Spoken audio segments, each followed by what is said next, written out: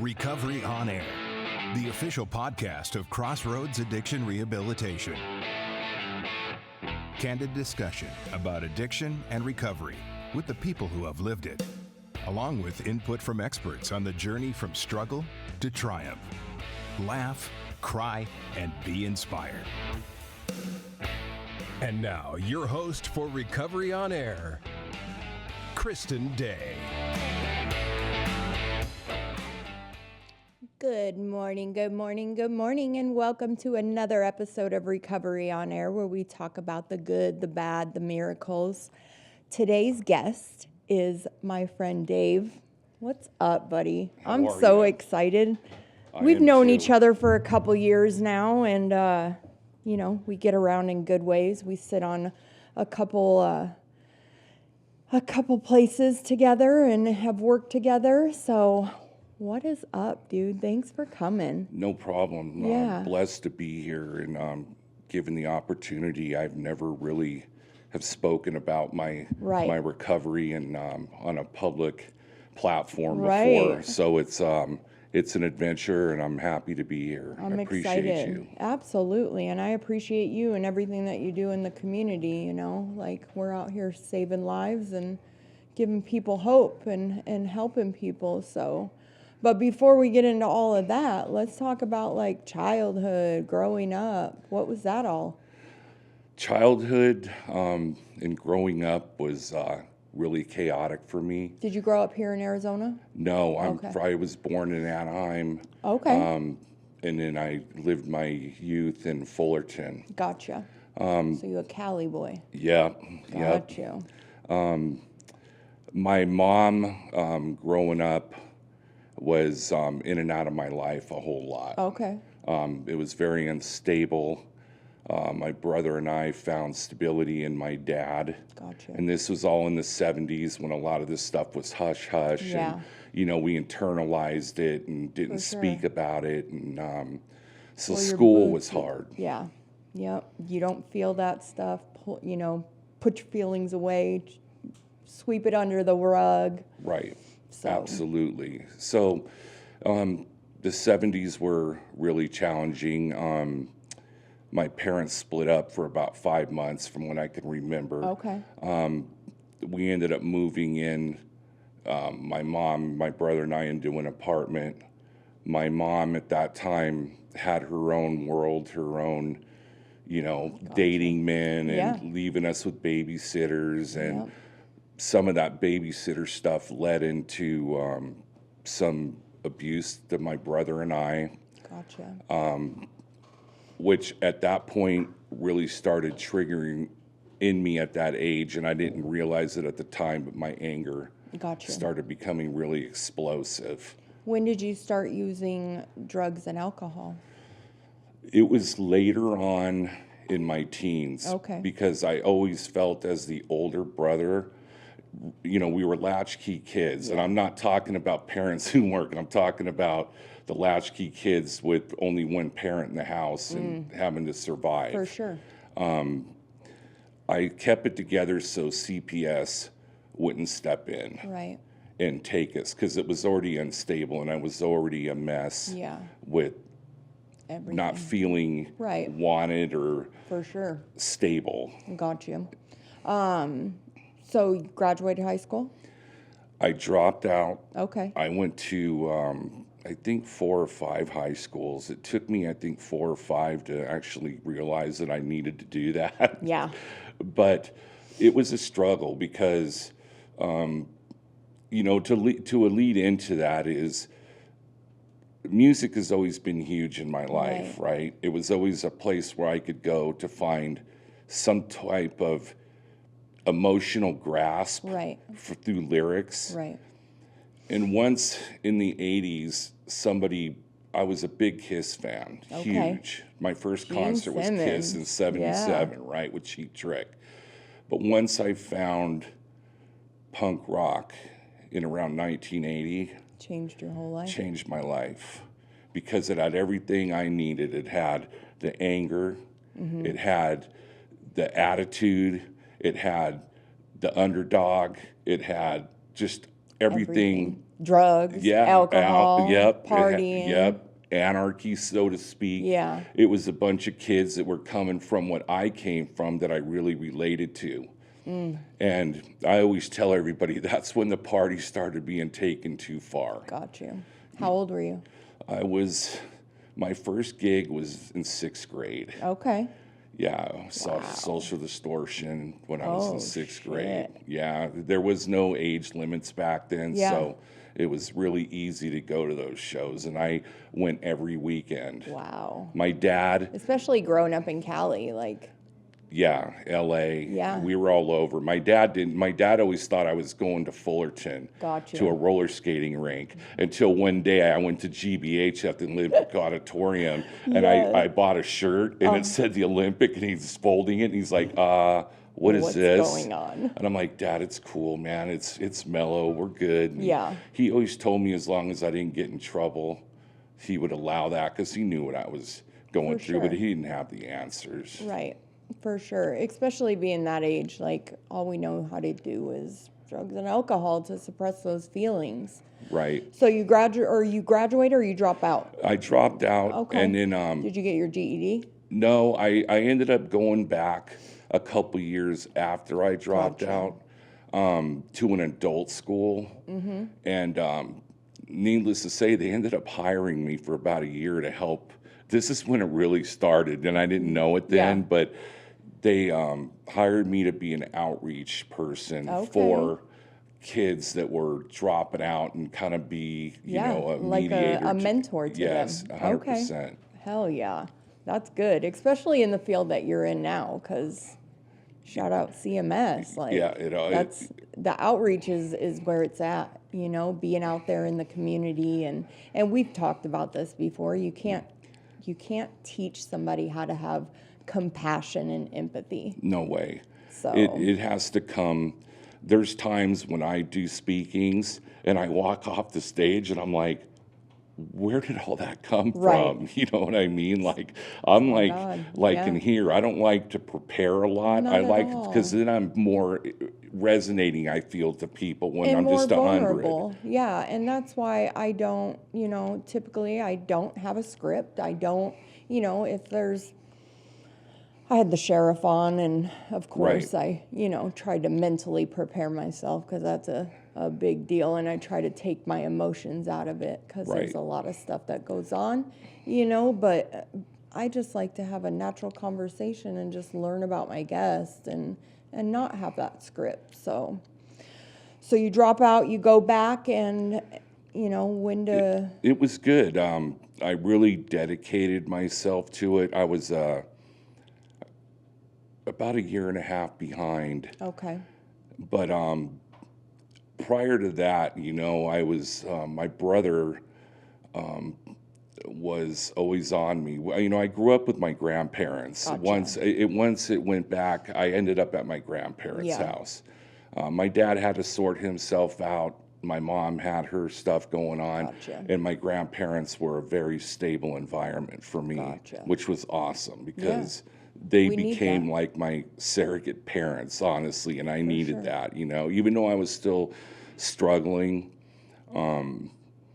But yeah, when I went back to high school, I just I told God, man, hey, you know, if I put everything into this, just ride with me. For sure. And I did. I kind of shut off my life for I finished in 6 months. Hell yeah. That's all I did is So just working push. at your own pace. And Right. I did that too. I went to a high school, like a teen parenting school, so Right. that I could work at my own pace. I graduated a year and a half early, and, Yeah. you know, I did not want to be a statistic. So school was definitely important, but then comes stupid decisions. and, 100%. You know? Yep. So when did the partying get out of control? And Well, you know, I was internalizing so much for so many years. like abandonment issues? And, 100%. And sure. just anger. yeah. You know, I wanted anybody and everybody I could lash out to, I would. You know, there was times when, you know, that guy that you see today that's looking for problems, like fights, that You would were have been looking for me. that. Because I needed a release, and it's horrible today when I think about it, but it was what it was Yeah, then for survival. absolutely. You know, So my brother up in my late teens was like, hey man, you gotta get stoned with me. And once I did that, It was on and popping. yeah. Yeah. And then it led into coke. And then there was, back then it was the big coke phase. And then speed came around, and then speed was cheaper and it made you stay up longer. Right. I went to that, and once I went to that, it was a wrap. It was a wrap. It was Me too. ugly, messy. It led. I was always the pill. I like pills. Okay. And I like meth. Okay. I did heroin. I smoked it, and I shot it once, but I never really grasped to it because I just didn't like that feeling of That downer. puking Yeah. like that. You know what I Yeah, mean? I'm no, like, this for isn't sure. fun, man. And my ADHD, I mixed it. So Right. heroin and meth together, it made me like, Yeah, 100%. Yeah. So, and when did you get into the party scene and going, to shows and really like getting out of control? As later in, I was going to, shows since I was a kid, right? And I didn't know this 2 years later, but especially in Fullerton, where all the punk bands came out of back then, a lot of great ones. I didn't know it until later, but we all lived like within a mile of each other, all of us. And then as time went on, I started working in the music business at the Celebrity Theater in Anaheim. What did you do? Security. Okay. And that's where I kind of got my chops set in with that business, and I loved it because I already love music. Right. You can't You got not free like concerts. the atmosphere. Yeah, You know absolutely. what I mean? Work security, get free concerts, Yep. go to all the shows. So I did that, and I kind of built a name for myself doing that work. And as time went on, I worked for, I don't usually talk a lot about those days because I'm really private with that stuff, because you hear all the security guys today that go out there and sell stuff.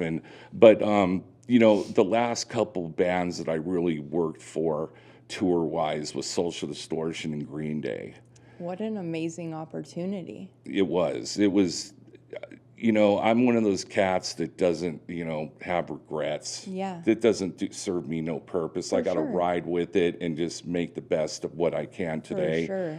But I love the touring. I love the adrenaline because it gave me the adrenaline. I wasn't. Did you like mosh pit and everything? Like. No, but actually that you bring that up, I'm taking my kids to see the Mainliners on the 27th, and I'm going to that night for them. Oh boy, bringing it back old school. We'll see how I fare with that. But do your kids really love music now too? Growing up? Yeah, they do. Now that they understand what I did. Gotcha. They know my life. I don't get into details like, I did an 8-ball of coke, and but they know. They know what's up. I grew up with my parents, like, we never did anything. And once I found that out that they did, it really irritated me because it was like, you're preaching one thing, but you did. It would have had more for me if you would have said, hey, man, I made mistakes, and you can make better. For sure. We want our kids to have a better life than we did growing up. And but I'm super honest with my kids. Like, listen, like if you smoke weed, tell me. I agree. I've had that conversation. If you're I remember the first time my son tried ecstasy and he called me and I was like, oh my God. And he's like, but Mom, you told me I could call you. Right. And I was like, oh God, please don't. My youngest just turned 21 and I'm like, please just know that you have the ism. Right. You have that in your genes. Right. Please know that, drinking all night and partying, like, please don't go down the road I went down. Right. You do have that ism. You do have that gene, and God, don't make the mistakes that I did. And my kids are like, I'll never do what you did, Right. And I agree. And I just, I think for them and their health, it's okay to let them know that I had that. And but I've grown from it and I learned from it For sure. rather than hide it all from them. Absolutely. You know, and I think that's important. I spoke with my wife about it before I obviously did it. They picked up on some of my conversations with some of my other friends, you know, in getting, you know, back into that part of my life when me and 4 guys ended up living in Fullerton in a house, and it was some of the guys from a band called DI. Okay. And we all had our own traumas. Gotcha. A couple of us had broken homes. One of them, 2 of them had their dads pass when they were younger. Yeah. So we all used one of the guys that lived there with me, John. His mom owned the house. There was like a house, and then there was like a suite, like for parent suite in the backyard, like a casita type thing? Totally. Okay. And then there was a studio. So I don't know a music studio? Yeah. Okay. So I was living there at the time. We were all staying in the front house, and one night I wake up and everybody's like sleeping out in the truck, and I'm like, "What's up?" And they're like, there's ghosts in here. And I'm like, wait, what? So you guys leave me in here with the ghost and go to the truck? So we all moved out of the big house and moved into the casita. Jesus. You know, and all of us had really, really bad addiction problems and mental, mental stuff going on that we didn't understand or how to control. You think the drugs had something to do with you guys being paranoid about the ghosts? Oh, absolutely. Yeah. Because there was no ghost in there, and I don't buy that. But when they all freaked out and I saw them in the truck, I'm like, oh, maybe there's some legitimacy maybe there's in something this. going on, Right. or there's something in the drugs. 100%. But we all lived there. I nicknamed the place North Street Hoodlums. Okay. Because that's where everybody would go. Gotcha. There was an old, bar in downtown Fullerton called Mickey's, and it's where all the old punkers went from the day.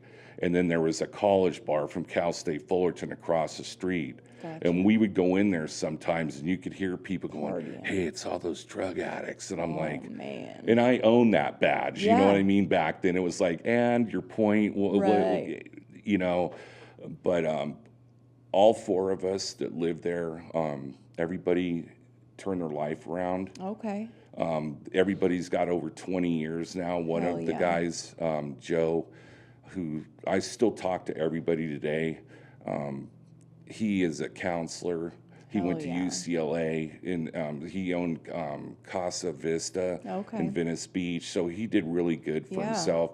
And he's the one that actually helped me get into my last stint at rehab. Gotcha. And it worked, and it helped because I had somebody that I knew was 100. Yeah. It wasn't just somebody talking to me. It was a friend who, when I walked in to see him wearing Docker pants and a button down and a Golf Digest on his desk, I'm like, wait a second. You're like, what the hell happened to you? Something changed. For sure. Because we took a break from each other. We needed to, because I just talked to a couple of them last week, and we laugh about it today, but honestly, we're really lucky to be here. Yeah. Is the amount of stuff. There was overdoses in that house, and it was ill repute for a long time. When did you start going to rehab? In my early 20s, Okay. I was in and out of detoxes and rehab. Gotcha. More not for me, but for the family. Okay. So did you get married? I did. Okay. I did get married to my first wife. Okay. In those days, and it was an unhealthy marriage. For sure. For both of us. We were both partying, and you know how that turns out. Absolutely. And no ill I will. have 2 failed marriages. 3rd time's a charm. Right. You go to your room, I'll go to mine, and when you pull your head out of your ass, no. No, seriously. The healthiest relationship I've ever had now, Right. So, you start having kids and... Yeah, well, with the first marriage, we did not. It was from, I think, 96 to around 99, 2000. It ended right around then. And after that, I came home from a tour. I think I was out with the metal band called the Bullet Boys at the time, and I walked in. I had gotten into a fight. I had a cast on my hand. I had a cut on my face, and my brother rolls over, and he looks at me and he goes, "Dude, you need God," because he partied and he had his own stuff, but he was going to church. I grew up with my grandparents. My grandma was a huge believer.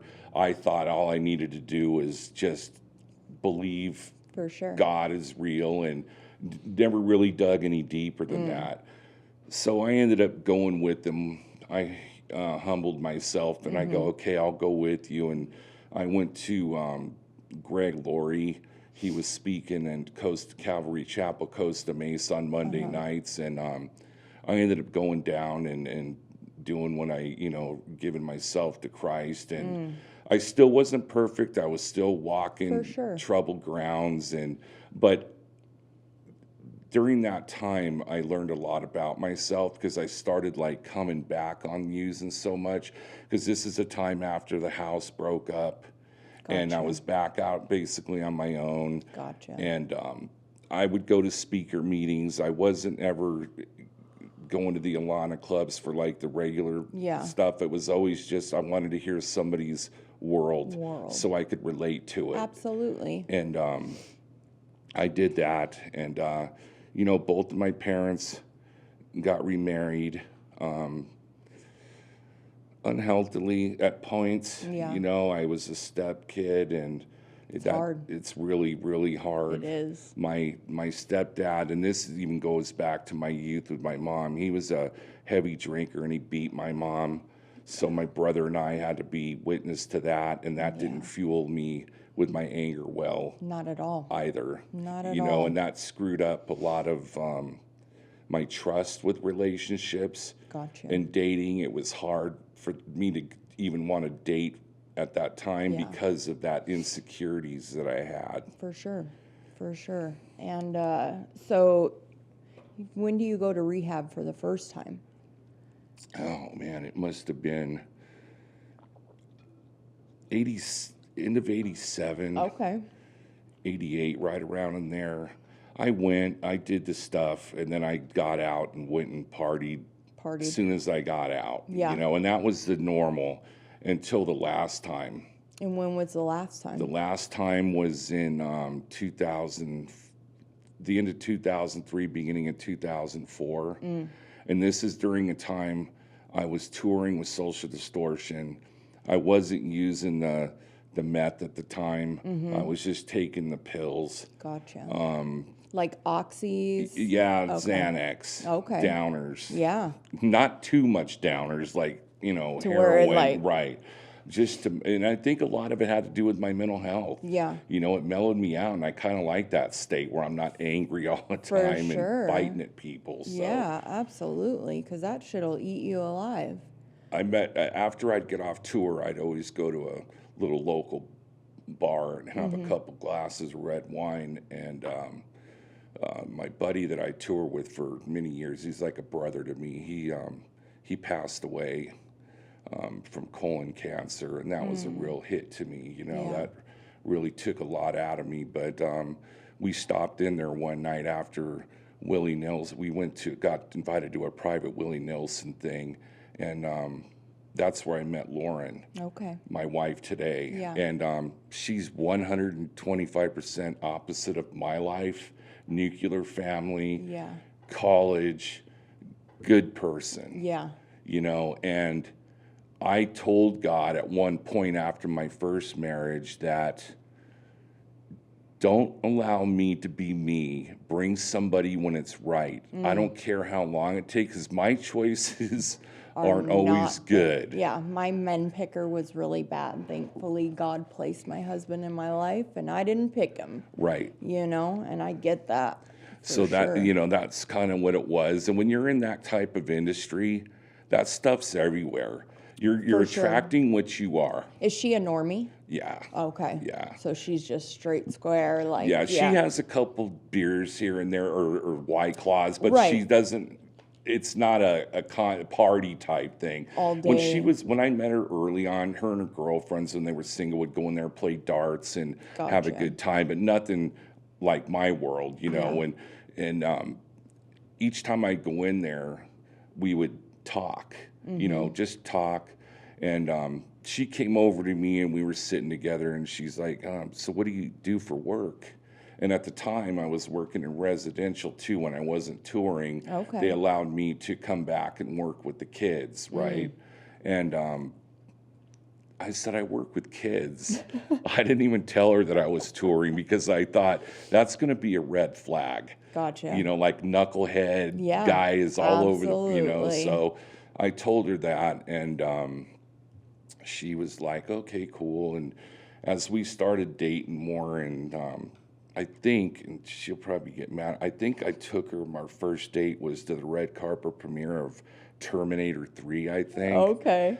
And she told her friend later that, I never really wanted to tell him, but I thought it was cool what he used to do. But I couldn't tell him that, and that's okay because I respected that. And Yeah. she's really, her and her family were really the turning point for me in really wanting to do better because we were already talking. She never gave up on me. I told her, I got to go in.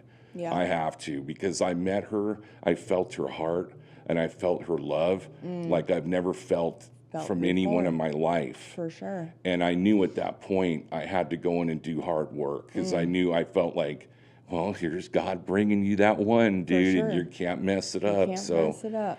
Absolutely. I went in and some of the other guys that, the old punks down there, had recovery homes, and I spoke to them a lot. And all of us old schoolers were starting to clean up our acts. So I had a good system and rapport. Yeah. And just being with Lauren so much and hanging out with her, it kind of took me away from that. The scene. It for did. sure. And when we first met, I stopped touring with Social Distortion at that time.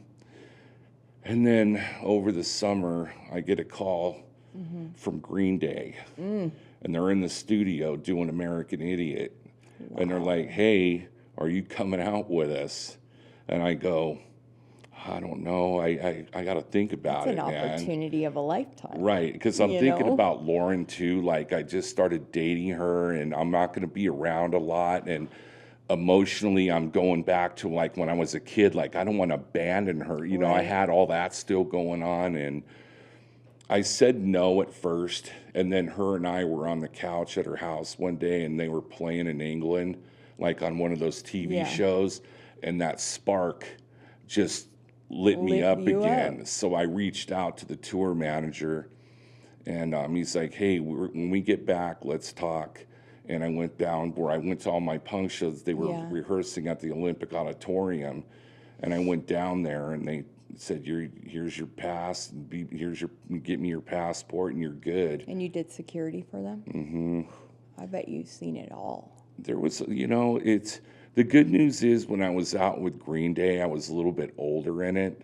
So I started, mature. Yes, and when I would see these girls, I'm like, oh no, you got The groupies. issue stuff going. You know what I mean? Now I'm mentally dissecting them, going, I can't be a part of that. No. And not what I do with these kids when I go back home. You know what I mean? So it really helped me. It became more, and my other security guys were older too, so we would just laugh. Yeah. And just show up, do your job, and enjoy the music. Yeah, and even then, it was a little bit of on the bus, the guy, the riggers and those guys that always, hey, I left you a bump on your bunk. And when everybody would be off the bus, I'd go just flush it down the toilet because you can't work doing that. You're 18, 19, sometimes 20 hours a day working on those road tours like that, especially us, because whenever they got to go, we got to go. So, but even doing all that, it was definitely a part of my life that helped me get away from running from my reality with home and in my mental state and everything. And I did go out on the road with Green Day, and I'll never forget it. I was in Germany laying in bed and the hotel room, and I just started thinking about everything. And and I never really shared this with anybody because it sounds weird, but I just started my body started trembling. And I felt at the time it was just the big guy upstairs telling me, man, maybe it's time. You came back, you're able to leave this now, the music stuff, and go on with your life and do bigger things. For sure. And grow. And it was hard. And that night, I had a lot to think about. And when we got to England, I just went into Billy's room and the manager, and I told him I needed to go. And that was hard because you're your ego and everything, but that's okay because I really missed Lauren tremendously, and I knew that's where I needed to be. I was able to close that door at that point. And I came home and got back into working with the kids, and always liked Arizona. I liked the peace out here when I was on the road touring. And her parents ended up relocating to Sun City West. And that's where my parents live. Right. And we ended up getting married in 2007. You guys have been together forever. Yeah, almost 20 years next year. Yeah. Wow. And there was a hiccup right about 8 months after we were married. First year is always the hardest. Yeah, oh, trust me. I ended up, her best friend was getting married. So we went back to Orange County for her to be in the wedding. And when we were down there, we stayed at my mom's for the night. And the next morning I was loading luggage because we were going to go down and stay in a hotel room in Huntington Beach. And I'm walking down, there's a 3-story house, so I'm walking down the steps where they watered the day, 5 in the morning. And when I stepped on the wet doormat, it slid and I had luggage in my hand. Well, my left leg went under my right thigh and it snapped my tib fib in 7 places. What are the chances? And the great thing is I really felt like what karma felt like that day, because I'm laying on the driveway. Wow. My wife's in the shower, my mom's in the house. I had my cell phone and I was in tremendous pain. Yeah. Cars are going by honking, yelling at me. I'm like, dude, this isn't funny right now, but I get it. I probably get this payback right now. But so I ended up getting a hold of my wife. I'm like, can you come down here to the driveway, please? I think I broke my leg. Oh, my God. So she runs out, and I said, bring cold water, because I was in shock. I just wanted her to pull that to get me out of it, right? So she does. She goes out, and she's like, I want to call an ambulance. My mom and her are like, I'm like, no, we're not calling the ambulance. I told my wife, pull the car into the driveway, rolled down on my stomach, and I army crawled and pulled myself up into her car, go to the hospital. Told I needed surgery. We drive back here. Well, I think it was about 4 days later waiting for surgery. I wake up on a Friday, and that Thursday night before, I was like, something feels off. And they told me, don't take any aspirin or nothing because it thins your blood and you're going to have surgery, and we don't want that. Right. But something told me to take it, so I took 2 or 3 aspirins. Friday morning, I wake up. My wife goes to work. I can't breathe. I can't walk from pretty much from here to there without feeling like I ran 10 miles. So I call my wife at work. Her mom, they're like, we need to call the paramedics. I'm like, no. And they're like, yes. So they mandated it. So the paramedics come over. It was bad. They had to stop my heart 3 times, put me into a heart attack in the front room of their home to stop my heart was insanely, my blood pressure was like 200 over 150 or something insane. Holy shit. So long story short, they transferred me to Banner.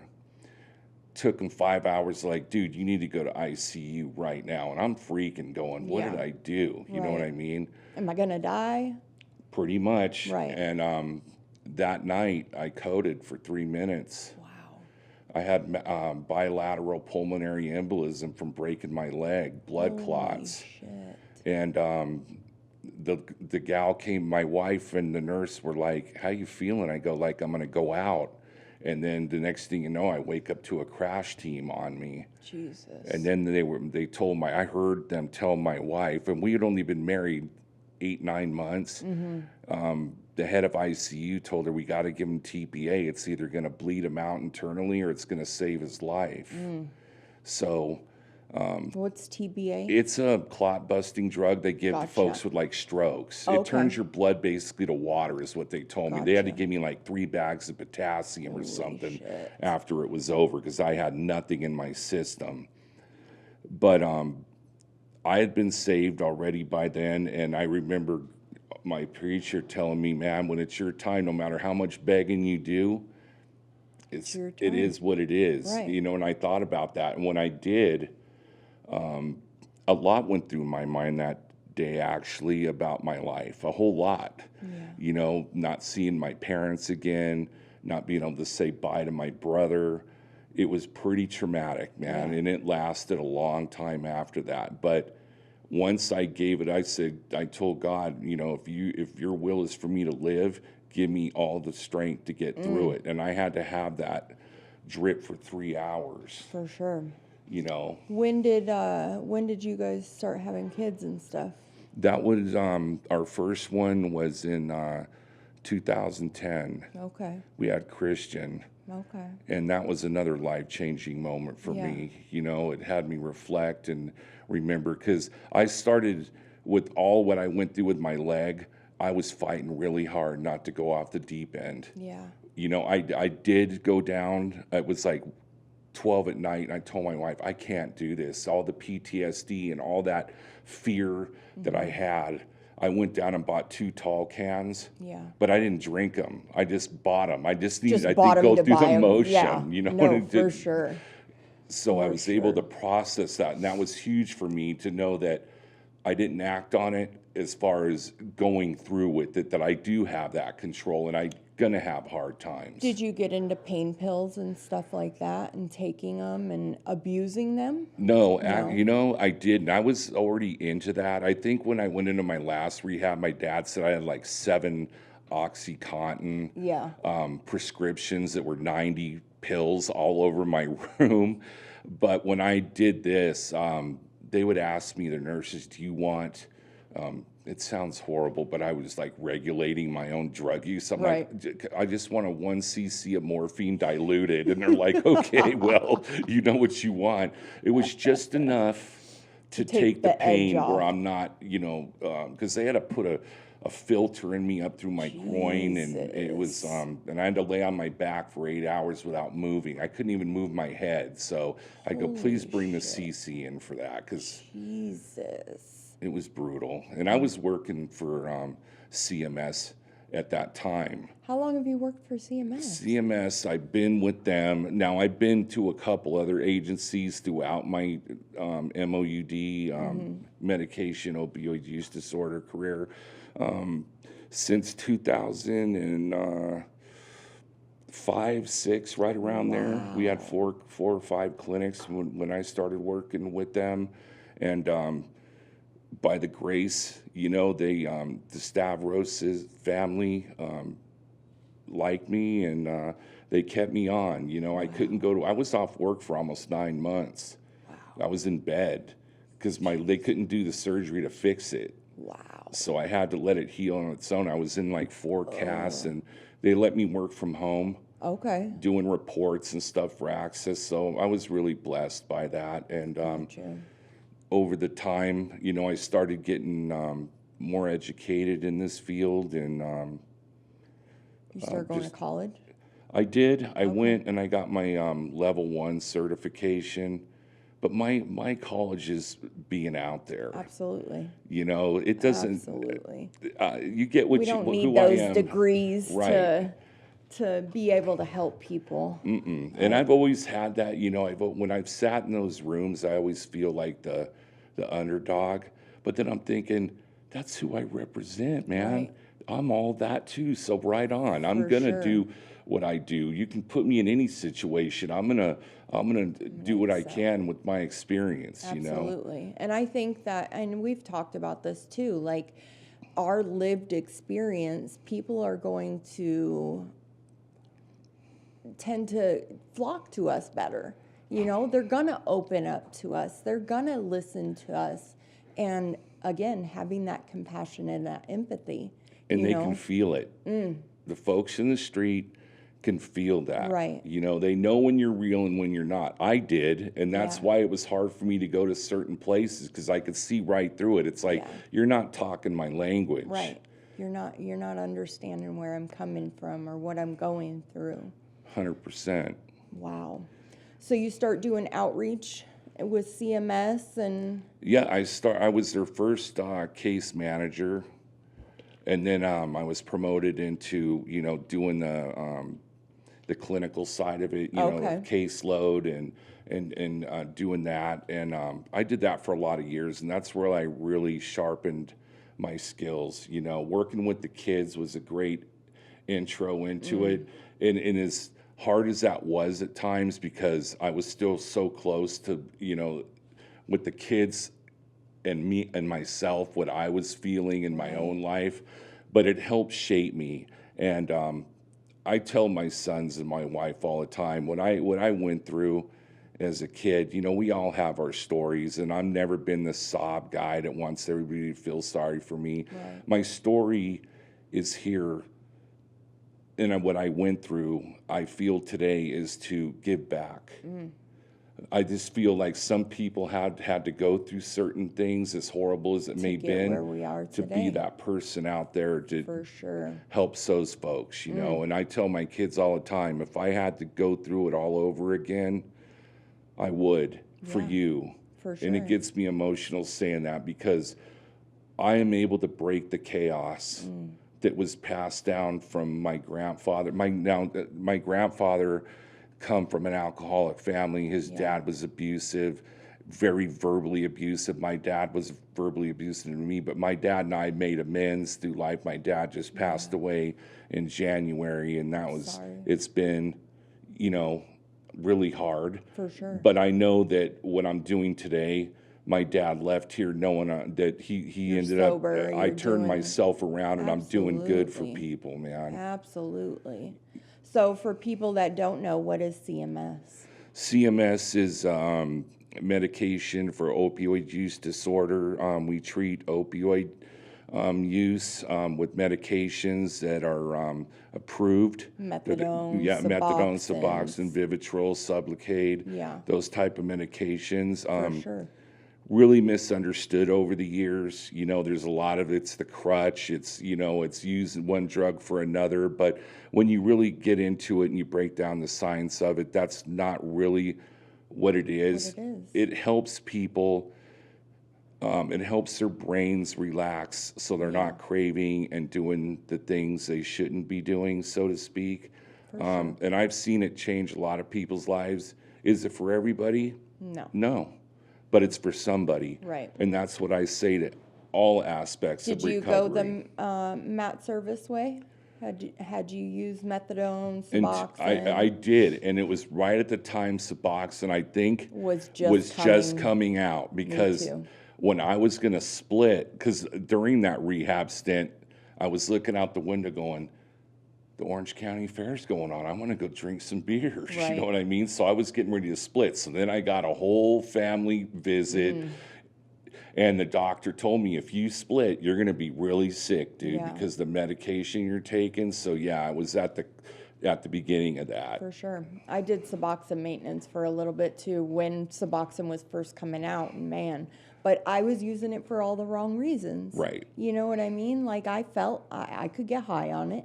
Right. Taking 4 8-milligram pills a day, and it's onto the races. And that's what I tell folks is, you got to be honest with yourself. For sure. When you're doing things, Are you using it to help you get off of it? Right. Or are you using it to get loaded?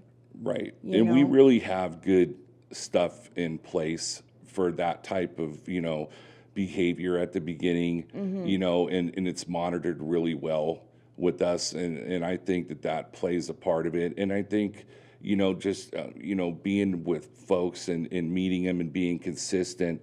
and that message of being honest with yourself. That's what it all comes down to. No treatment's going to happen. I can go out and talk to 70 people today. Doesn't mean 70 people are coming today, but what I did is I built some type of rapport with them that when they see me again, they're going to know it's just Dave. When I go out there today, they're like, oh, it's just Dave. It's not like, is it the cops? You know, it's like, it's just Dave. And the hope is always that at some point they're going to be ready for some type of help, whether it's us or detox or, you know, whatever their get down is where I'm going to meet you, and let's go from there. We love them where they're at. That's right. For sure. So you go out in the trenches now? Every day. Every day. Every day I'm at the blade. Every day I'm in those washes, under the bridges. Wow. Yep, that's where it's at. I want to go with you one day. Absolutely. That'd be dope. You know, go out there and I've been to the blade a couple times, but it's crazy out there right now.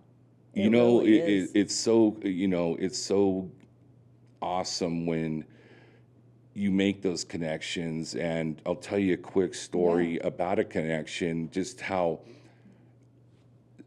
folks are treated out there that are going through this. For sure. So there's a Del Taco, and I pulled in to get a soda and a burrito, I think. And I was eating, and I finished up, and I just happened to look at the bus stop like 25 feet from me. There's about 8 or 9 people over there. And being me, I'm like, oh, I'm going to go rap with them and see what's up, right? So I go over there and start talking to them. I gave them Narcan, gave them some cards. They told me they were using blues. And I started just, you know, kicking back with them. I sat down with them, rapping about, you know, made them feel important. Right. And valued. Yeah. Get their perspective. For sure. You know, and I was telling them about the, you know, the current street drugs and be careful, you know, just giving them the 411 about what I learned from DEA and the stuff we get to see that most don't. And when I was backing up to leave, one of the guys ran back to my car and he goes, hey, Dave, can I tell you something? I said, absolutely. He goes, thanks for not yelling at us, man. And those moments resonate with me. For sure. You know what I mean? For and and that's what I do. I go out there and just educate folks on, you know, what treatment looks like to them. I don't roll up and say, this is what you need to do. Right. It's like, what can I do to help you type mentality? Whatever that is, let's talk. Yeah. No, and I think that verbiage and talking to them, like, again, you're not like harping down their throat. You know what I mean? And that's a big deal. Because we've all had that. You've had it, I've had it, and where did that get us? Especially if you're going to go back to my punk rock attitude. It's like, dude, you're wasting your breath. Yeah, I had to finally do it for myself. You know, I couldn't do it for the kids. I couldn't do it to appease DCS. I couldn't do it to appease my family. Like, I really had to do it for myself and get in there and do some deep trauma work, you know, like, absolutely. I just got a quick call from an officer the other day. Isn't that crazy that the cops call you now? Yeah, for different reasons. And they go, I just want to share a Dave moment with you. And I'm like, okay. I love He's it. all, I'm working with a group that helps retired cops with some of their stresses and stuff, and I'm getting certified. And I said, that's cool. And he goes, dude, I just got to tell you, 4 of these guys I was working with were some rad dudes, SWAT team, you know, the elite. Yeah. And opiates came up, and everything you shared with me when I worked with you just came out, man. And the cops were like, you know, that all makes sense. And that's what it's about, is educating, you know, like you'll hear that stuff and about, you know, any type, you know, NAAA, you know, you're brainwashing. I mean, you hear it just like with the methadone, you know, you're getting loaded, you're doing this. But here's the thing. Lots of times when people come to us, they're still taking mental health stuff on the down low. They're mixing meds, you know, until you can get a hold of that and start that truthfulness down that path. You know what I mean? So what does life look like today? Awesome. Yeah. Yeah, you know, I have my ups and downs. I still have that, my wife calls it that punk rock mentality come out every now and again. Yeah.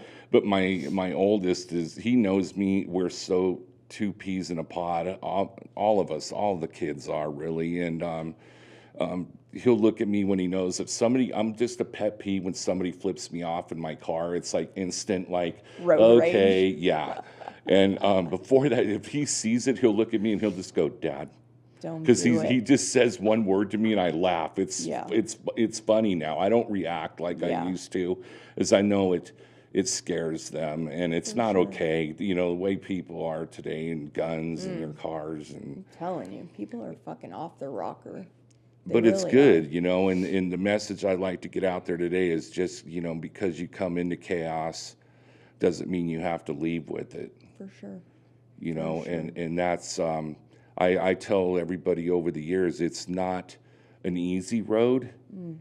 It can't be easy, because easy to me was abused. You know, anything, drugs, drinking, relationship. For sure.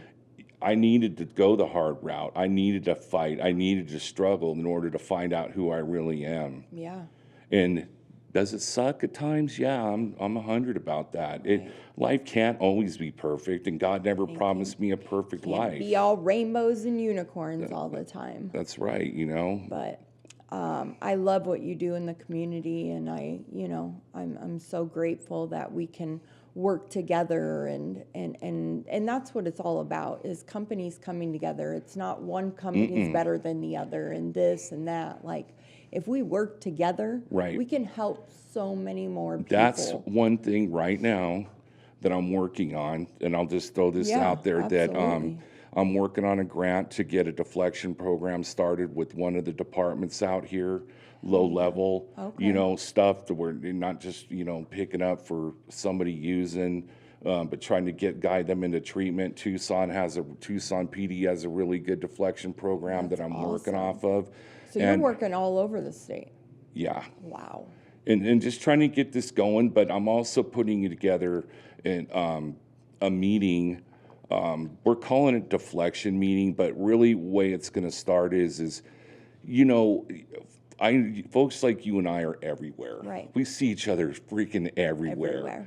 And we both know we give cards, and then we're going to meet up. And then that stuff, you get busy in this work and it falls behind. I'm trying to put together a meeting. Actually, it's July 8th. It'll be at 10 a.m. for a half an hour to bring any of the partners in that want to just talk about collaboration. Let's tighten this up so we can have warm handoffs, so we can have like, oh, I know Christin over there, cool, call her, she'll get you sorted out type thing. Not so much our cards are laying all over the street and unused. Right. You know what I mean? Absolutely. Absolutely. Well, I just want to, totally thank you for coming on and just being vulnerable and sharing your truth, and shout out CMS for doing what you guys do. I know we work with you guys a lot. Yep. And we're super grateful for you and just the help that you guys do. And, getting out there, man.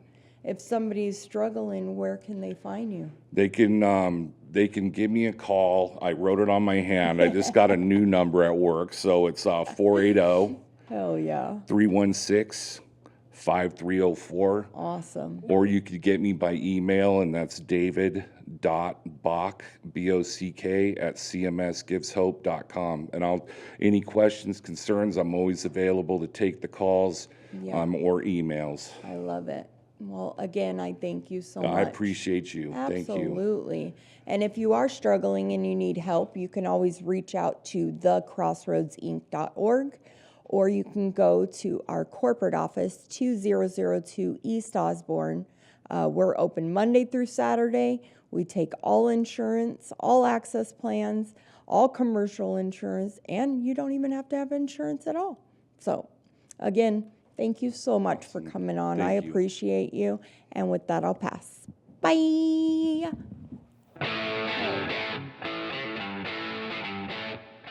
Thanks for listening to Recovery on Air, the official podcast of Crossroads Addiction Rehabilitation, with your host, Christin Day.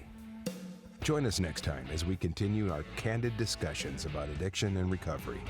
Listen 24/7 anytime to this or any of our shows online at starworldwidenetworks.com or wherever you get your favorite podcasts.